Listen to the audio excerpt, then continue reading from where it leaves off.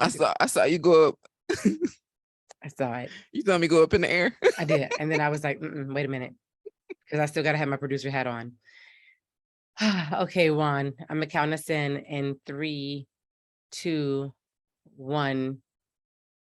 Welcome back, everybody, for our closing episode of our love series for Shaping the Shift. This series, it was more than I could hope for. It brought back my love and joy for podcasting. And I really hope you all listen to the episodes over and over again, because I feel like what I didn't want to do anymore was create this beautiful content with beautiful people that we just listen to and move on.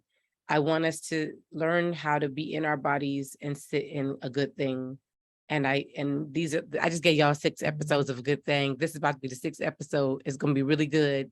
You know, it's going to be really good because you know who's coming on this one. And, you know, whenever we get together, it's really good. So there's that. But also, I think this is the first one that we've recorded for the series where I've known the title going in. And so the title of this one is Manifesting Love Across the Multiverse. Dun, dun, dun. That's a beautiful ass title. It's a beautiful ass title. And that title could only be held by the Ebony Janice.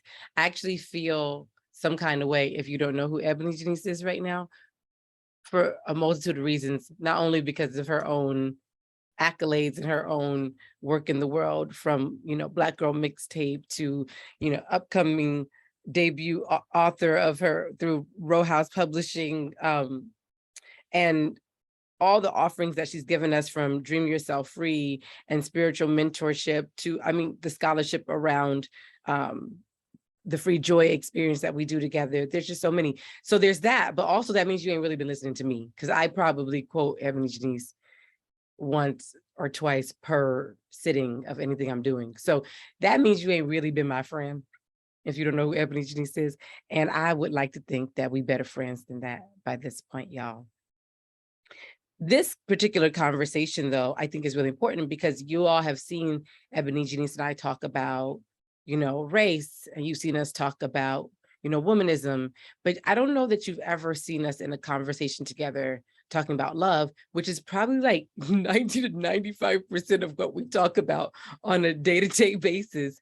And I was just thinking about that this morning. I was like, we talk about that and God more than anything else. And I don't know that we've ever publicly had the opportunity or created the opportunity to have a conversation like this one. So this is exciting for y'all. You all really are getting a glimpse into our everyday reality. And so Ebony Janice, I want to open with the question that I give for everybody. The first question of the episode is, what is your current living definition of love in this moment? Mm-hmm. Well, love is just a feeling. No, that's from the Miseducation of Lauryn Hill. The first thing that comes to mind is love is a beautiful mirror. Mm. Love is a terrible mirror. Mm-hmm. Both. Mm-hmm. Because love just props itself up in your face and says, this is who you are. Mm-hmm. And so that's beautiful. And it's also awful. It was the best of times. It was the worst of times. It's the best of times, the worst of times. Love is that. Love is the best of times. And love is terrible because it will just sit in your face with you, with your little self. And what you gonna do with it? I love that because, you know, we tend to, a language you and I use together is good God love, like where we only want to talk about the light flowery sides of it, but love really has a higher job and purpose, like you're saying, which is to do what these other emotions are here to do, these other energy states are here to do, which is to get us in alignment, Mm-hmm. which means that sometimes love can feel like a terrible thing because it's showing you some terrible things Mm-hmm. that either exist in you, in the world you've created for yourself, Mm-hmm. Mm-hmm. in your psyche, you know? And so I love that because that feels like a more harmonious definition and idea of love rather than this sort of romanticized, you know, view of love. No, Love it's is such a growth. revelation. Yeah, it's Mm-hmm. growth. Love is a revelation. Love is information. Mm-hmm. And even what is terrible, at some point in the journey, if you just keep living, can be beautiful. Mm-hmm. It don't have to be terrible forever.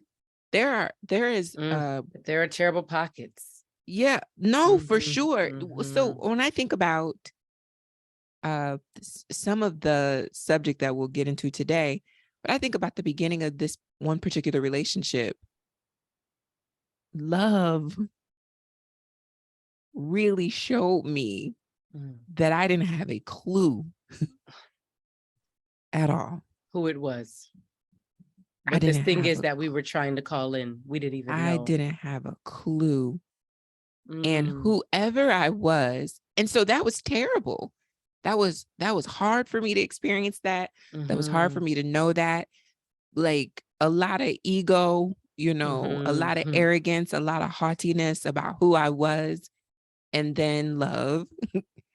And then here I am 2 or so years later from that particular revelation, a completely different person. And as terrible and as awful as it was to be in the grief, you know, of that knowing or that revelation of myself, I think I prefer this version of myself. Absolutely. I am not mad at whoever Ebony Janice was being in 2020, right? When this, you know, information came to me through love. God bless her. Sweet girl. Love her so much. Good intentions. Yeah. Wouldn't be here if it wasn't for her. Right. There you go. And also this version of me as a result of love is certainly to date my favorite version of myself. I love that. I love that. I heard a first lesson, right? And just the first part of the title, Manifesting Love. Most of us manifest from where we are at that time period. And like many things, we will call in, we will manifest because we all have this ability to conjure and create our reality. We will ask for money. We will ask for this. We will ask for that, thinking we are so equipped, right, to manage these magnificent, ineffable energies. Come on, the energy of abundance, the energy of love, right? We're constantly doing all these things to bring it into our life.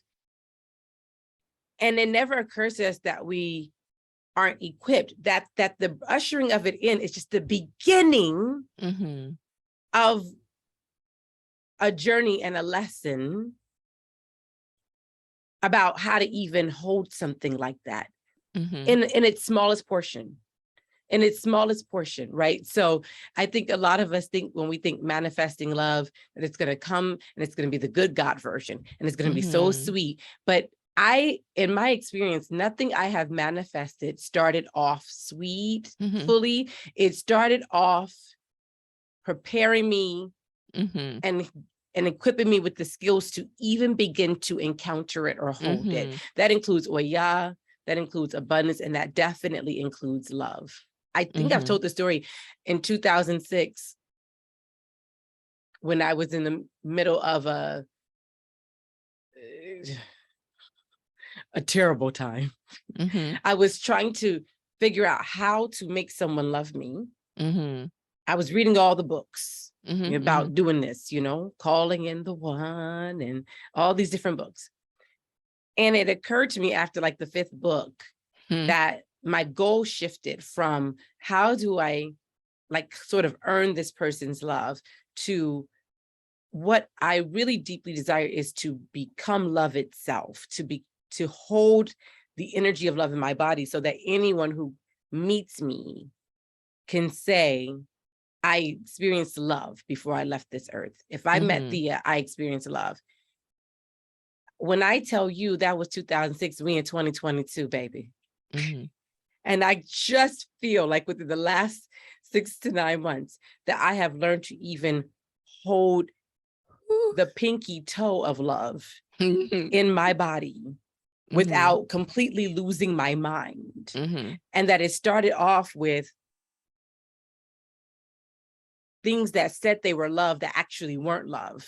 And working my way through to this moment where I'm just now holding the baby toe of love, like I said. I think that is such a powerful thing that people should know about manifesting love. You ain't even who you are yet, you know? Right. And so... And whoever you are, love's going to change that. Yeah. So or this is what, when I think about relationships, we've definitely talked about this before. One of the things that makes me great at relationships, and I am great at relationships, my longest friendship is like 35 years. And we have been a trillion versions of ourselves in these 35 years.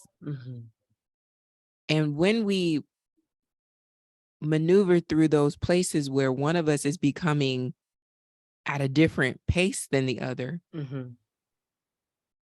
that is hard. Yeah. And but I use the example of this particular relationship because one of the things that it has taught me is that I have not, whoever we thought we would be as friends when we were in 8th grade, right, we aren't even those people anymore. Right, you know, right. So I have to now look at all my relationships. If I were to be using wisdom, this feels like wisdom. I have to now look at all of my relationships, and I have to go into my highest imagination of who it is that I could be, and I have to call love from there because it's a forever journey. We hopefully, me and Jessica Ralph, have 100 more years of friendship left in us, which means that even who we are today, which is the highest version of ourselves to this point, is not the end of this journey. So we don't even know, you're not, again, I go back to that space, you're not even who you are yet. So the idea of saying, I want someone to come and love me as, you know, this is not the end of my journey. I want someone to come and be love with me onward, right? Which means that being love is like, tomorrow you might have a different opinion about something, and now me being love with you is we're figuring out how to maneuver, you know, this new space that we're in. Or a year from now, you know, I might decide that I don't want to even talk about this stuff anymore. And so if our relationship has been based on, you know, rooted in like, this is what we talk about all the time. And then now we together as love have to figure out how to maneuver that. So there's something beautiful on the other side of that, because we get there and there's something new and there's something lovely. But in the moment when you're figuring out how to shift, it's terrible. It's awful. It's painful. It's like, oh, I didn't know this about you. I didn't know this about me either. Of course you couldn't have known this about me. This is, you know, so love again, becoming that mirror, that information, that revelation is like, also the good, I think the goodness of love is the willingness to be like, okay, how can we shift then? How can I don't know that love can exist without the painful death of ego. And I know we know that theoretically, but I'm saying that everything that is not I am is ego. If you think you're a good parent, if you think you're a good child to your parent, if you think you're a good sibling, if you think you're a good partner, all that is ego. And it's that gets attacked over and over again. And so the way that we've been taught to show up in a way that would create an environment for love, the way we've been taught by this society to do that is to be good. And there's been a definition of what good means, right? There's been, if you're this, if you're, you know, X, Y, and Z, then you are cultivating a loving relationship, which we now just talked about is unfair, because what if I don't feel like being those things? Am I then not deserving of the experience of love? So that brings up a whole nother problem. But in that is this sort of uncomfortable rub that who I've designed myself to be based on the information I had, and even the moments when I was so-called good and I didn't feel like being, are for nothing, because ultimately the love would be there irregardless of anything like that would define me. It's not defined by who I think I am. It's not about that. It's never been about that. Love is I am. Love is source. So it's not sitting here like, you know, if you do this, you have love. You take yourself out of love when you identify or attach a certain step 1, step 2, step 3. Absolutely. Step 1, step 2, step 3, and also a certain, you know, characteristic or trait, you know, when you attach that to love, you take yourself out of it. It never takes itself away from you. You step out of it because you said, you like you're saying, we'll get to a point in a relationship where we'll be like, you know, you and I always say this, I can't do it. I won't do it. Yeah, I won't do it, right? You know, you get to a point where it gets so tight. And what is that actual rub though? What is that actual limitation? You gotta die right there, like right you there at that place. Right you gotta die. Yeah. And so that is it. That's what I was gonna say. That we talk about ego death, and I think just in the spiritual self-help revelation, you know, mindfulness community, you think that this is a one-time thing. No, forever, because you're not even who you are yet. Because you're not even who you are yet. So it's like you arrive at yourself because love is a mirror, constantly revealing. So you arrive at this next, or you know, newly uncovered version of yourself that you're getting more information about as a result of love in this mirror. And you arrive there, and then you got to die some more. And then maybe tomorrow, maybe next year, you arrive at more information about yourself as this version of yourself. And then you got to die some more. And as it pertains to like a relationship outside of yourself, like a relationship with somebody else, that means that, Thea, every single time, in order for us to be in relationship with each other, every single time I die, you gonna have to die too. You to stay in relationship. Like, I'm not even whoever you agreed to be in a relationship with as me all those years ago, she don't exist anymore. So we evolve, we grow.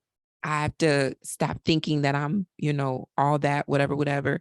I get information from you as a result of this love that you are mirroring to me, you're revealing to me, as a result of this beautiful thing, as a result of this terrible thing that you're showing me.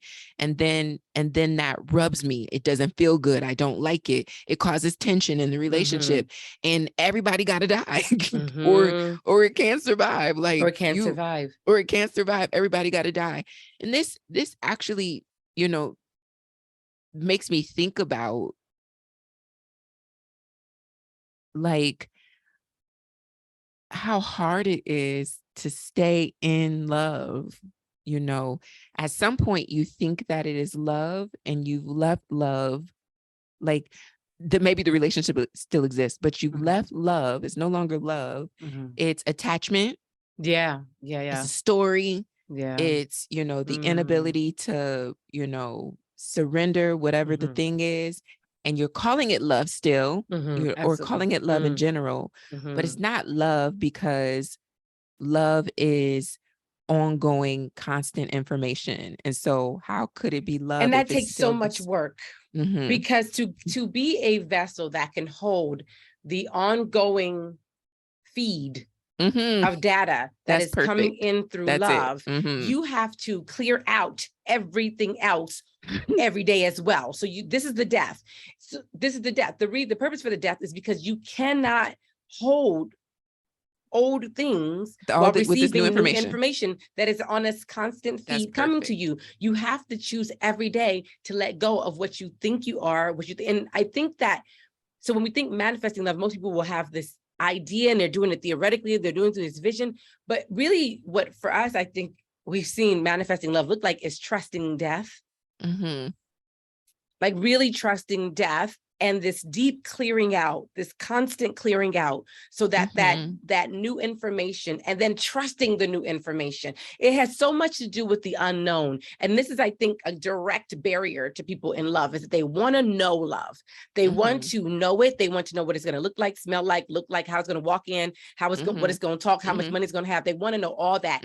And the more you try to know that, the less you're going to know love, because love is unknown. You do not get the data until you get the data, which is on a daily basis. So your job becomes just kind of sitting open every day, being conscious of anything that could be a block, anything that you're not conscious of, asking that your spirit guides and your ancestors help remove, so that you can receive the new information, and you're trusting it before you even receive it. I need you to understand, in this body, with nerves and muscles and tissue and triggers, and that is a very difficult thing to do. Yeah.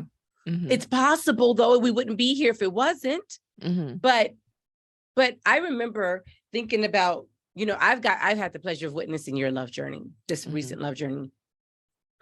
And to see you sit in your body right now so fully, and not in a heavy way. There's a lightness of you in your body, but I know you're occupying every cell of it. But we have been on the call when we were both like, okay, we gotta move. We're gonna have to do something. We should do this. We were thinking strategy. We were buying plane tickets. We was applying for a visa. It was right, because we could not even in our bodies tolerate the idea of losing love, which was also us not understanding that that's not even real. Yeah. Right. I'm thinking again about ego death, which is, you know, as a strong, independent Black woman, I think I know myself. And then love is like, do you? Do you know yourself? And again, that is so beautiful and awful to be so sure of my identity, and to have such an intimate relationship with that identity, and an attachment to that identity, that love shows up and I have a judgment of it, you know, because it is revealing that I am not even who I thought I am. And so I think that that's important to this conversation too, particularly as it pertains to like time and the eternal, and you know, the forever nature of love is like, are you willing to possibly call in this love that you desire and find out some things about yourself that will undo everything? Nothing may remain. And again, I wanted to say that because we're talking about how hard that is. That's hard. I was just saying this earlier. I was having a conversation with a friend about how this healing journey in general is like one of the things that I wish I knew. I mean, it is what it is, but one of the things I wish I knew is how lonely it is, how difficult it is. Like we're currently in a time where everybody's talking about self-help, get some therapy, you know, align your chakras. And I'm very grateful for that. But not a lot of people are talking about how hard it is. It's very hard. It's very lonely. Yeah. And so particularly when we have a conversation about manifesting love across, you know, it's like that you think you're showing up to this podcast and it's about to just be a beautiful conversation. And now at least 4 times Thea and I have collectively said, and it's hard. It's very hard. It's very, very hard. That piece you just said about, and I want to sink into that a little bit more when it comes to Black bodies and Black women, because love, as we've experienced it, demanded that we strip off everything that we put on to feel safe navigating this world. And that is like you're asking me to be weak. You're asking me to be a target. You're asking me to be prey. Don't you see the world that I live in? You're asking me to be soft. You're asking me to be trusting. You're asking me to be vulnerable. You're asking me to whimper. You're asking me to cry. But I've seen us cry when our children were taken and nobody cared. And love does not care that nobody here cared. Love is asking you to whimper for love. Love is asking you to show me your tears. I don't care what America did with your tears. And the relationship you're ultimately in, whether or not that mirror looks like another person or another being, is ultimately you are in relationship with source. You are in a relationship with I am. What you're feeling is the source love you through another human body so that you can experience it experientially through sight, smell, touch, but never forget what you're actually in relationship with, right? Never forget that you're actually in relationship with spirit. And that's the only thing that could really convince us to remove everything our great grandparents told us to put on to survive. There's love there too. That's, you know, they loved us and wanted to protect us. So they told us to put it. Now Spirit is asking us as this generation that's gotten to this certain point in time to strip it all off. Take that off. You don't need it anymore. And that was part of our inheritance. So leave that part of your inheritance. You don't need it anymore. And again, that also ties into this multiverse piece, right? That love in another timeline or in another time can stop being love in a different time. It could be a barrier to love. And yet we can know that it was love at the time. We can still receive it as love now. And the shedding of it doesn't make it less what it was. It just means we're in a new multiverse. We're in a new time. And thank God. And bless love, bless spirit for that. That's progress. That's what it looks like, right? But I agree that part was really because we have not been doing what we see other Black women do when it comes to love. If we talked about that, you know, that would be a whole nother episode, because I think for you and I, we've had safety in each other and in particular people we could talk to about it. But that was a small group. Because of the way that we've seen Black love that is outside of a certain idea be attacked by this traditional, you know, Black love ideology. Yes, all of the above, particularly this piece that you were saying about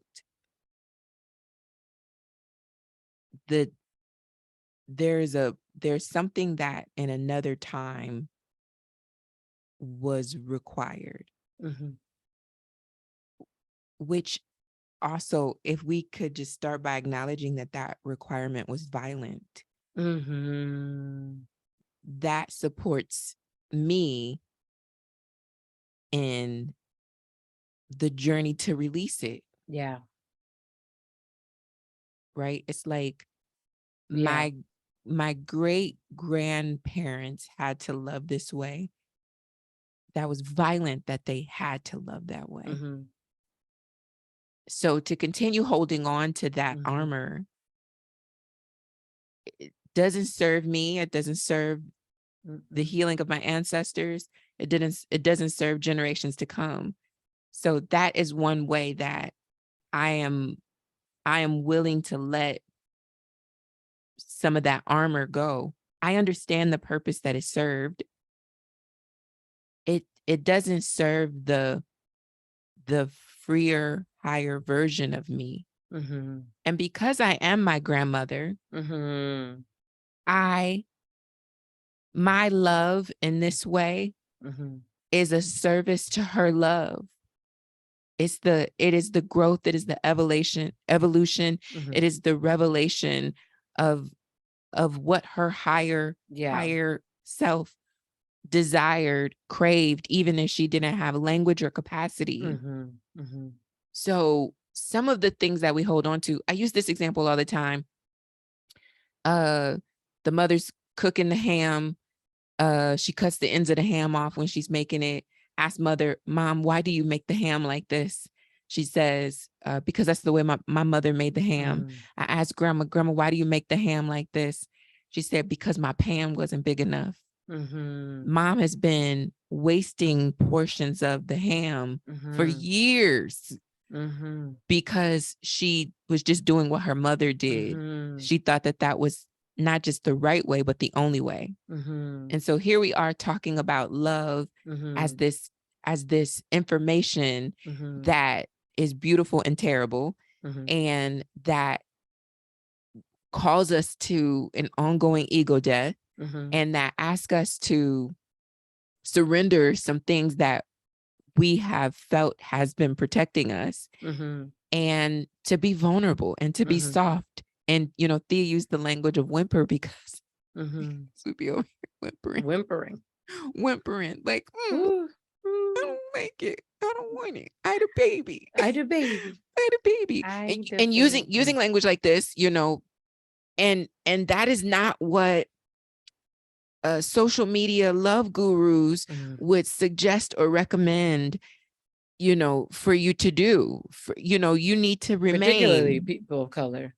Right. No, especially for sure, for sure. And so this is, going back to part of the way that I am able to and continuing to be able to surrender some of the things that have made me feel safe in the past as it pertains to love in this body, is realizing that it was violent to have to do those things in the first place.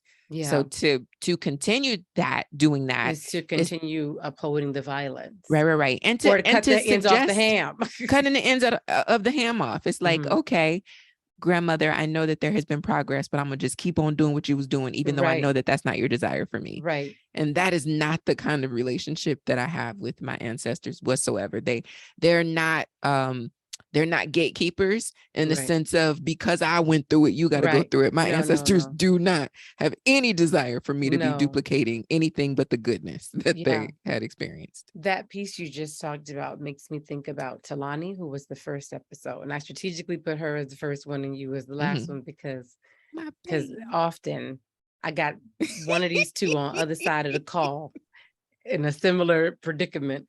It can't help. And just thinking about, I had to write her parent letter to her school. Wait a minute, just for clarity for anybody who might be coming into this episode, Talani is 17. I'm 39. She's 17. And by now, hopefully they've heard her episode. But I had to write this parent letter about her. And I actually included the episode because I was like, she can tell you who she is much better than I can. But I told her I shared a couple of stories about her. But one thing I said to them is, no one has taught me more about taking up emotional space in this anti-Black, anti-woman world than Talani. And that she witnessed me and those who came before me, think love was so much sacrifice. Think love was feeding everybody and being content with whatever was left over and waiting, hoping maybe someday your magic would be acknowledged.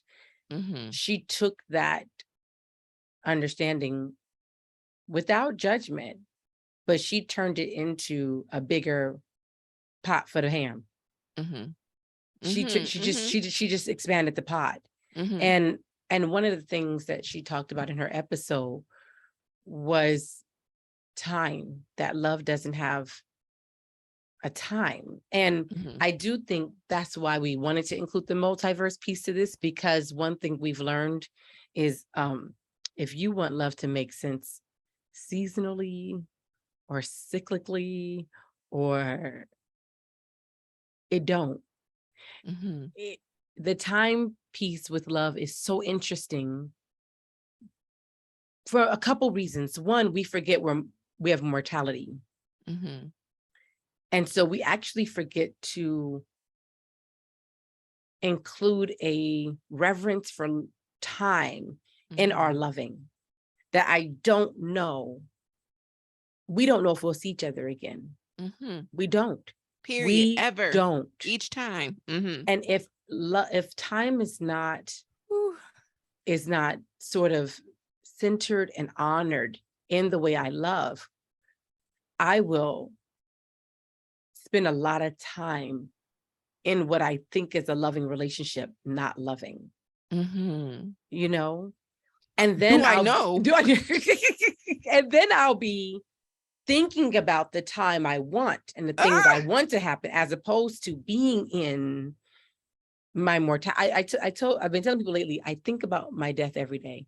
It's become a part of my practice, because knowing my death, and I've mentioned this on the very first episode introducing the season, that concept of nothing remains but love, has made me really think about my daily energy has to go into opportunities to show and be a vessel for love. It has to. If I have to choose between, I want this kitchen clean and let's come together and watch this movie, I need to choose that.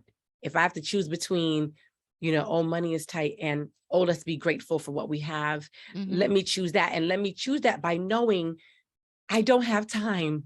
And that I can spend all my time doing and identifying, like you were saying, checking boxes for what I am told love is, or I can be using that time to be something that will outlive me. And to feel it. I really don't know. I just don't even want to argue with anybody ever again in my life. I just want to, okay, you here, win the argument, because I just want to love. This is the thing about, this particular love that I have been in and with.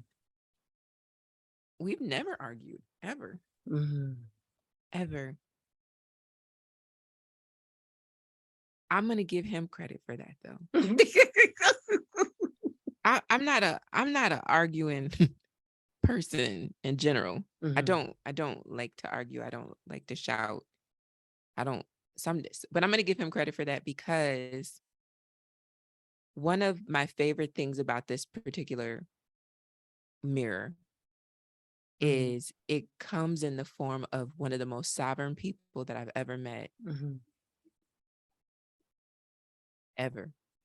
And so there's no need to argue when here I am. You can't. There's nothing. It won't argue back with you. There is nothing to argue about at all. Yeah. There's this man speaks in periods. Not even exclamation marks, periods.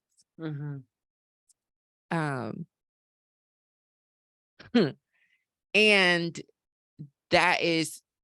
this brings us back to, the death, like the death for me is, I've never liked to argue, but I want to debate stuff, or I want to, tease out things that a sovereign being is not about to have a back and forth exchange about. That's just peopling. Yeah, for sure. And it's like, oh, I hear you. And then, that's one thing that I wanted to say. This piece about death and time, and there's just no time, like we just don't have time. It made me think about two things. It made me think about my body, and it made me think about love in this version of myself in this body. My body, there's so many times that I have looked back at photos of myself and been like, I missed it. You know, I wasn't seated in my body, and I was hoping for myself to be, look, feel like something else. And I was missing the goodness that was sitting right there. I missed it. I genuinely look back at old photos of myself sometimes and just like, I don't even remember being in that body at all. Then there are times in love, this particular story that has brought us kind of to this conversation. There are times when I look back at that and I would think, I missed it. I said, I'm on FaceTime and I say, I want a kiss. And he starts blowing kisses. And I fall out of the camera laughing because I know he knows what I mean when I say I want a kiss. And then I come back to myself because I realize that I'm missing it. I'm missing the kisses. I'm missing it because you wanted them to come a certain way. Because I'm so attached to this way that I'm saying it, but I'm getting something beautiful, something beautiful, something lovely, something wonderful, something that actually is perfect. And I want these too. I want these too, but I'm so focused. So it's like, how do I stay present with this moment? Because these kisses could be the end of the story. And do I want to be here with them? Or do I want to, when I retell this story about the end of this story, be saying, and I was sad because no, I was there. I was there with the kisses. I didn't miss them. And they sustain me, you know, like being present sustains me. There's something about staying with death. It's interesting. The last year of my life has been such expansive love, and it's come with such embrace of shadow and death. That makes sense to me, that would have to happen at the same time, that my relationship with death and the unknown and what we think of as shadow, or the things we don't want to feel, we don't want to know, we don't want to look at, that work coincided with this expansive expansive experience of love that is currently not just creating sovereignty in me, but in people I love. You know, by me staying in my sovereignty, they become more sovereign too. And the only way I really know how to keep that in check as of this moment is this understanding of death as something. As a child of Oya, it's something I knew I'd have to embrace, because there's the life, death, rebirth cycle, and that's happening constantly. We're in a drought here in California, and there's like serious water restrictions, and you know how much I love my garden, and I haven't been able to really be out, one, for mosquitoes, and then two, we're in triple digits, and global warming is real. We are feeling the actual effects of that. And in 1 week, I went back into my yard and I barely recognized it, because the heat and the lack of water has just transformed it. And I was sitting here this morning, because yesterday, we're going to be in a heat wave all through this week, triple digits. And I was like, I have to be in this house with people in this heat for triple digits. While my garden just dies, and I can't do anything about it. And then I had this moment where I realized, one, I could just surrender to the heat, right? Like, the heat is here too. This, Tara Brach always says, this belongs to. And I thought about the plants that I love so much, that bring me so much joy, but this belongs to, their death belongs to this time too. Like, their death will lead to reimagining of what rebuilding that space can look like in the spring after 3 years. Some of them herbs weren't even supposed to last a year, and they've been out there 3 years. And if they choose to die right now, and if nature and them are in harmony with that, I got to align with that too. And that's when I feel the love, that's when I really feel it, is when I am not fighting for something other than what is. This is here. This is what is. It belongs to. I love it too. I love this too. I love the hard. I love the ego death. I love the pain in my body and my stomach, because I'm in my body now. And when my stomach hurts, I'm like, whoa, what's going on? What is needed? I love that, because that's one less pendulum I have to swing. That's one less card I have to pull. That's one less prayer I have to send up. Now I'm just sending up gratitude, because I can feel it again. I can feel love directing me, and I'm not waiting for it to show up very sweet. It shows up in a punch in my gut sometimes, and that's love too. And it belongs, and I'm grateful. I'm grateful, because I know it's guiding me somewhere, even though I don't know where that is. I have no fucking clue. You and I literally have no fucking clue. I want you all to understand, listen to this. You're talking to two women who bonded over their love of colored pens and passion planners. And planners. And planners. We planned and talked and dissected every moment of every day. We strategized. We shared a blueprint. We created blueprints. To go from that, like two of the biggest control freaks you'll ever meet, to both of us sitting here and be like, I don't know. And mean that, like, I don't know 24 hours. I don't know 4 hours from now, but to be in our body saying that, I think that's love. Yeah. I think that's love. No, yeah, absolutely. Absolutely. That punch in the stomach, that, that is such, I just want to just keep saying, it's just all information. It's all information. I think that sometimes you hear people on podcast or, doing public work around healing, evolving, whatever. And maybe they don't say it enough throughout the conversation, if at all, that this is hard. What we're talking about is hard. Yeah. Like because I don't want to, because I'm on an apology tour for any time that I've ever talked about my journey and made it seem easier than what it was. Yeah.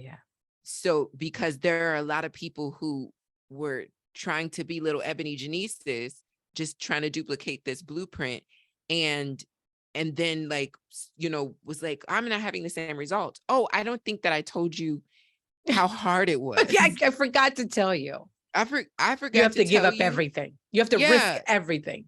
That on a regular daily, every single day, you got to wake up and be risk it all. I said this the other day on Facebook.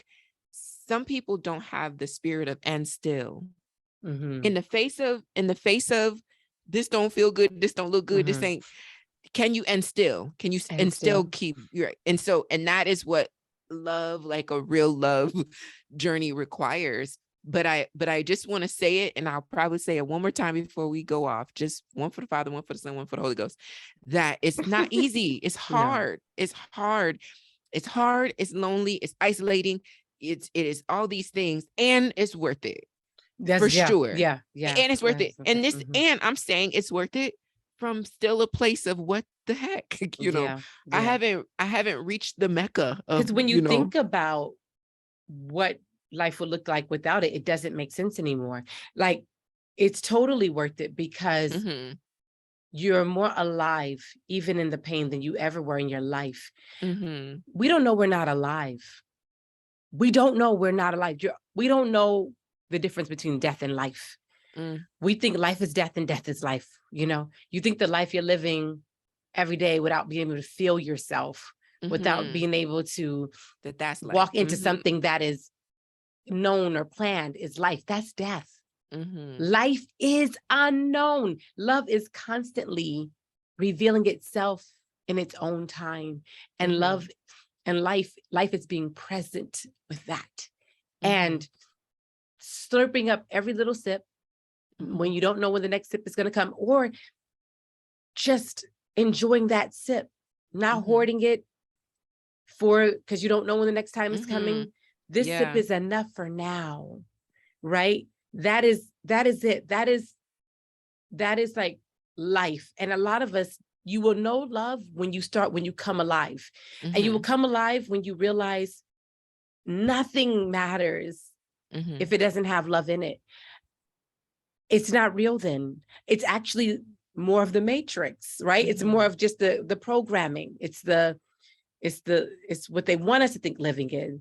But living, the pine tree doesn't know anything about tomorrow. The sea otter doesn't know anything more than we do.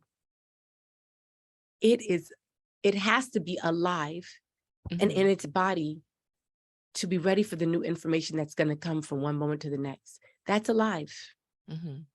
That's alive. I was just thinking about what to do. You know, I am still a Capricorn. Why'd you whisper it like that? Because I'm sitting there telling you to surrender, let go, let flow, all that. Your boy is not a Libra. Your boy is an earth sign through and through.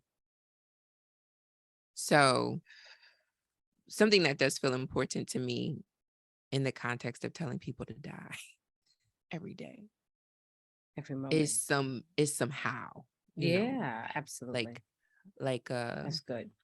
So and this aligns with the title of this episode as well, because what I believe, I hate to say what I believe because it's just true to me, and belief is like, but what is true to me is that I exist right now in multiple planes. I'm having multiple experiences with love. And all of that information is accessible to this version of me. Yes. And so I go live there sometimes. I go live with love on another continent. I go live with love on another plane. I have babies. I have a beautiful home. I have land. And then I come back into this body. And some of that is information for me here. And some of it is just pleasure to have so that I don't actually die, you know, in grief or in longing or, and that I'm sharing that because it is true for me. Time is absolutely a construct, and learning, particularly as a Black person, particularly as someone in this body having this experience, there's something that I know about time and the so-called moment that I'm in that is not as limited as it seems. Like this second. Like I can multiply the second. It's in the same timeline, but it's in a different space. So in this second, I'm here having this conversation with you on this podcast. But I'm also currently somewhere else. Yeah, absolutely. Right now. Yeah. Being love, this beautiful dress, flowy, you know, twirling. There's music, you know. Right now in this moment, I'm here in this podcast with Thea, but also I'm currently kissing and, you know, rolling around on the floor and so many other possibilities. And that information, like I said, that some of that is information and some of it is just for my pleasure, you know, some of it is just for my pleasure. And so the how in the midst of all this death, all this, you know, surrender is that I can go to a very beautiful place with ease. It's easy. Like I just go there. Like, where do you want to go today, Ebony Janice? I just go there to that place. And because there are infinite possibilities that are possible, that possibility is true, meaning that there is a version of that I also can have as this version of myself in this body. I can have it. I can absolutely have it. And so it takes, I think that's part of the reason why it takes so much death, because I could also get attached to that. I could get Every attached moment of to, every day. yeah, Every I moment could, of every day. I could get attached to that. There are species that don't live more than 24 hours. You know, there are. I mean, that's enough for them. They're exhausted. That's done. There are spirits that come here for less than 24 hours. That, you know, so when you think about that, is that time, you know, you have the amount of time you have. You don't know that, but you do. The how I would contribute as well is that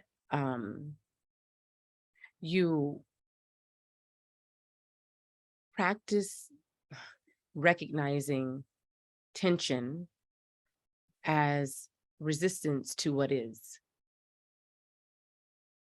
When I feel tension, there's something I'm not allowing myself to experience, because in my mind, I've determined it's bad. Maybe I've said it's stressful, or it's, it's, guilt, or it's shame, or it's whatever. But practice, and Tara Brach teaches this in her work, practice saying this belongs to. What's been really helping me through this is a harmony practice. And every day I write this down, and I invite you to use it if it serves you.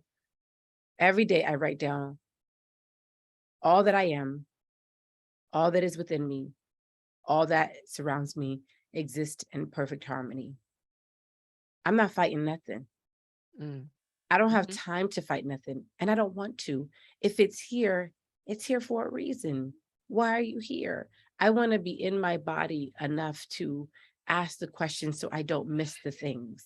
I don't want to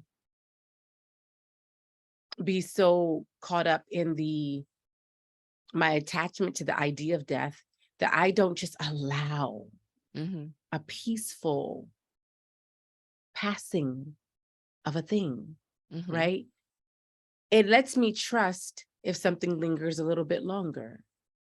And it lets me trust if something goes away right away. That's good. I'm blessed to have like a being in my life that models this. Like huge, hard things will come up.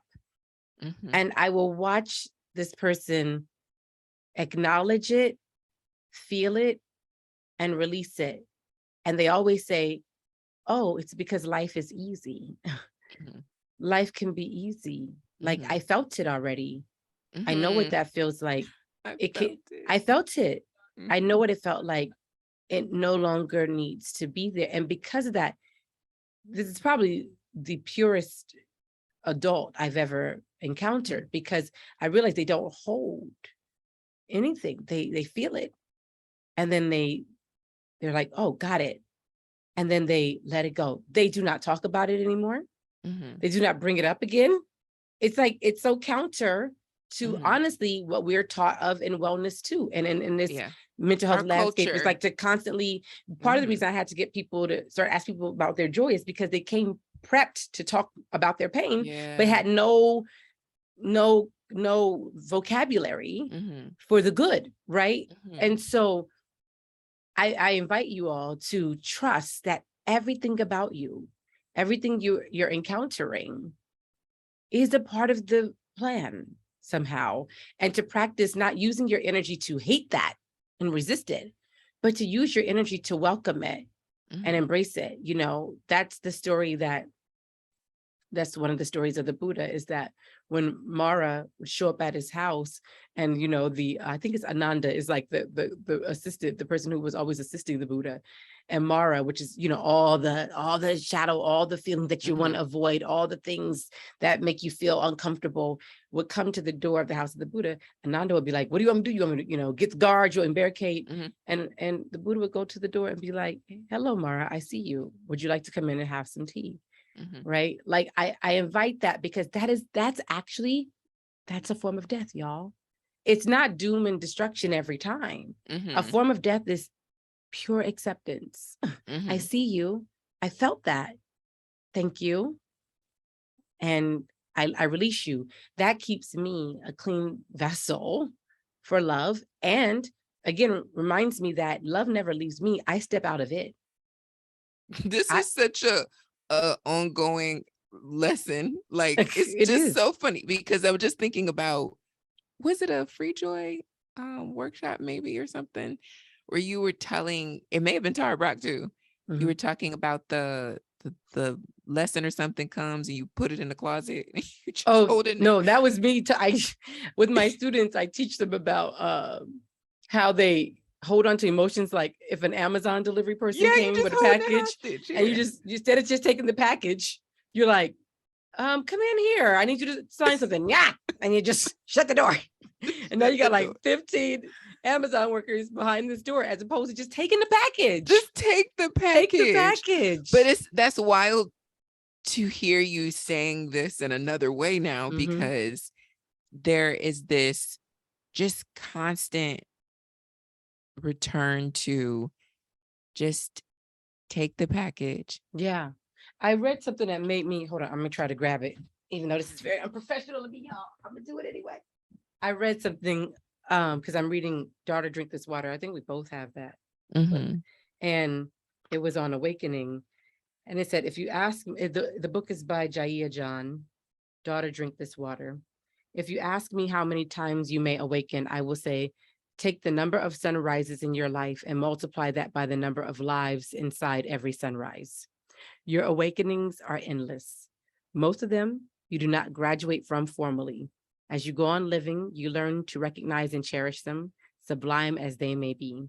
Never tell yourself you have reached your grand awakening, that you have no more enlightenment ahead. Still waking. These are the words that create your humbling. Period, Pooh. Period. Period. Period. Period. You're going to say something deep and I'm going to do a period, Pooh. No, period, Pooh. That's it. I think that's all I've been saying this whole time. That's it. It's not over. It's like, I'm not even who I am yet. So as enlightened as I think I am right now in this moment, there's a version of me, maybe tomorrow, maybe a year from now, maybe 10 years from now, that will look back at this version of me and just say, bless her heart. Just like you did the version of you from 2020. Just like I did the 2020 version of me. Brilliant girl, smart girl, sweet girl. Bless her heart.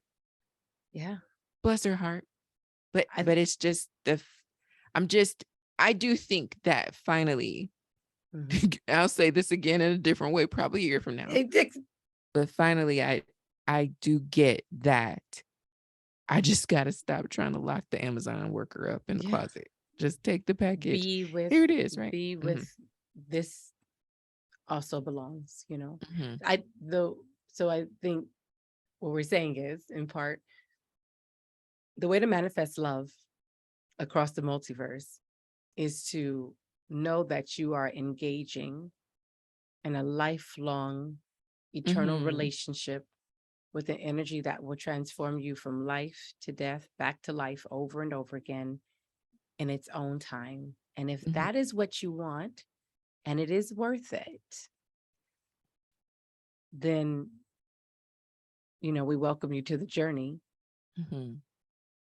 Know what you're asking for.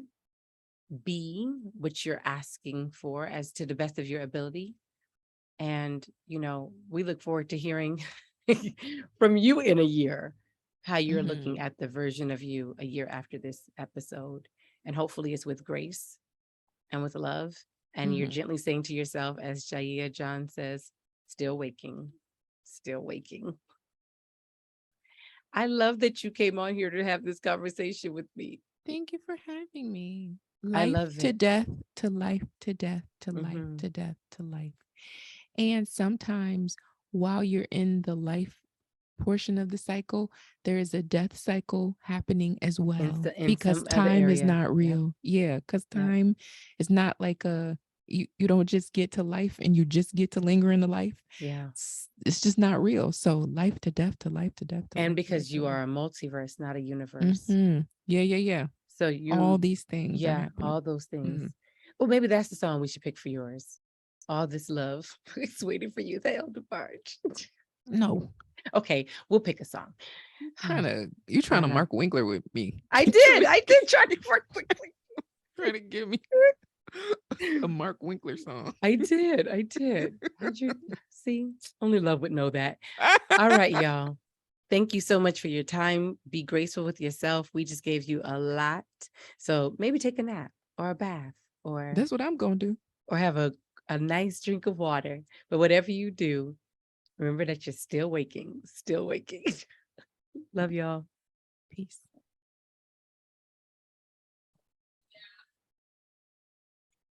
One, so I'm just recording this part to be like a little closer at the end of her episode. So our part will end, and then if you want to do a little transition music, and then, well, I don't know. You maybe could tell me the best place to put this, but I just wanted to do a little closer, a little thank you to everyone. So 3, 2, 1. I've really, really enjoyed.